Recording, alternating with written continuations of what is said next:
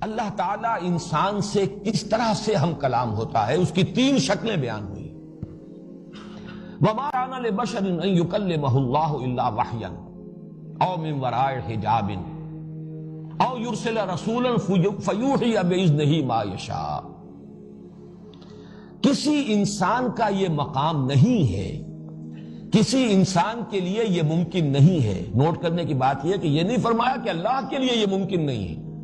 ما کان لبشر، اللہ تو ہر شے پر قادر ہے، اللہ جو چاہے کر سکتا ہے، اللہ کی قدرت سے کوئی چیز بعید نہیں ہے، لیکن انسان کا مقام یہ نہیں ہے۔ وما کان لبشر ان یکلمہ اللہ، کسی بشر کا یہ مقام نہیں ہے، کسی بشر کی یہ حیثیت نہیں ہے، کسی بشر کا یہ مرتبہ نہیں ہے کہ اللہ اس سے کلام کرے سوائے تین صورتوں کے۔ وما کان لبشر ان یکلمہ اللہ الا وحیا، یا تو وحی کے ذریعے سے، او من وراء حجاب، یا پردے کے پیچھے سے، او یرسل رسولا فیوحی باذنہ ما یشاء، یا وہ بھیجتا ہے کسی رسول کو، کسی اپنے پیغامبر کو، کسی اپنے ایلچی کو، یعنی رسول ملک فرشتوں میں سے اپنے پیغامبر کو، پھر وہ وحی کرتا ہے جو بھی اللہ چاہتا ہے، فیوحی باذنہ، اللہ کے حکم سے، اللہ کے اذن سے، ما یشاء، جو اللہ چاہتا ہے۔ اب یہ تین شکلیں کلام الہی کی ہمارے سامنے آئی ہیں، ان میں دو تو ہوئی جن کے لیے لفظ وحی آ رہا ہے، الا وحیا، اور آخری او یرسل رسولا فیوحی باذنہ ما یشاء۔ درمیان میں ایک شکل آئی ہے من ورائے حجاب۔ یہ من ورائے حجاب کیونکہ میں تذکرہ کر چکا ہوں سورہ اعراف میں آیت نمبر 143 میں، بلکہ متعدد مواقع پر حضرت موسیٰ علیہ السلام سے اللہ تعالیٰ نے کلام فرمایا۔ پہلی مرتبہ جب حاضری ہوئی تھی، جب آگ کی تلاش میں پہنچے تھے کوہ طور پر، وہاں پر مخاطبہ ہوا۔ یہ مخاطبہ اور مکالمہ الہی جو ہے حضرت موسیٰ کے ساتھ من ورائے حجاب، پردے کے پیچھے سے تھا۔ اسی لیے تو وہ آتش شوق بھڑکی تھی کہ کیا قیامت ہے کہ چلمن سے لگے بیٹھے ہیں، صاف چھپتے بھی نہیں، سامنے آتے بھی نہیں۔ ظاہر بات ہے جب ہم کلام ہونے کا شرف عطا ہو رہا ہے تو ایک قدم اور ہے بس کہ مجھے دیدار بھی عطا ہو جائے، لیکن یہ من ورائے حجاب، اور وہ حجاب قائم رہا۔ نبی اکرم صلی اللہ علیہ وسلم سے یہی مخاطبہ شب معراج میں ہوا من ورائے حجاب۔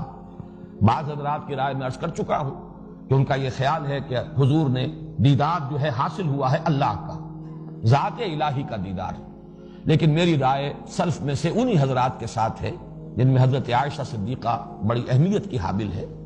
انہوں نے حضور صلی اللہ علیہ وسلم سے بھی ان چیزوں پر استفسار لازماً کیا ہوگا۔ جو بات ان کی ہے وہ تو تقریباً ہم یقین کے درجے میں کہہ سکتے ہیں کہ وہ مرفوع ہے محمد الرسول اللہ صلی اللہ علیہ وسلم سے، نور انا یرا، اللہ تو نور ہے، اسے کیسے دیکھا جا سکتا ہے؟ نور تو دوسری چیزوں کو دیکھنے کا ذریعہ بنتا ہے، نور کیسے دیکھا جا سکتا ہے؟ نور انا یرا۔ بہرحال میری رائے یہی ہے کہ یہ بھی ورائے حجاب گفتگو تھی، وہ ورائے حجاب جو حضرت موسیٰ علیہ السلام کو کوہ طور پر مکالمہ و مخاطبہ نصیب ہوا، وہی ورائے حجاب محمد الرسول اللہ صلی اللہ علیہ وسلم کو شب معراج میں عند سدرۃ المنتہی اللہ تعالیٰ نے مشرف فرمایا اپنے مخاطبے اور مکالمے سے۔ البتہ وحی ایک براہ راست ہے اللہ کی وحی، بغیر اس کے کہ فرشتہ درمیان میں ہو۔ دوسری وحی ہے کہ جو فرشتے کے ذریعے سے ہے، اور قرآن مجید سے زیادہ جس بات کی طرف رہنمائی ملتی ہے وہ یہ ہے کہ قرآن وحی ہے بواسطہ ملک، نزل بہ الروح الامین علی قلبک فإنہ نزلہ علی قلبک۔ حضرت جبرائیل علیہ السلام اور فرشتے ہی کی وساطت سے یہ وحی ہوئی ہے محمد الرسول اللہ صلی اللہ علیہ وسلم پر۔ البتہ یہ کہ براہ راست وحی بغیر فرشتے کے، وحی دل میں کسی بات کا اللہ تعالیٰ کی طرف سے ڈال دیا جانا، الہام، جس کو حضور نے ایک اور حدیث میں نفس فی الروع کہا ہے۔ دل میں کوئی بات آ گئی، جیسے کسی نے پھونک مار دی ہو بغیر اس کے کہ کوئی آواز سننے میں آئی ہو۔ ایک ہوتا تھا سلسلۃ الجرس، کہ حضور کو گھنٹیوں کی سی آواز آتی تھی، اور وہ گھنٹیوں کی سی آواز، لیکن اس کے بعد وہ جو مفہوم ہے وہ محمد الرسول اللہ صلی اللہ علیہ وسلم کے قلب مبارک پر نازل ہو جاتا تھا۔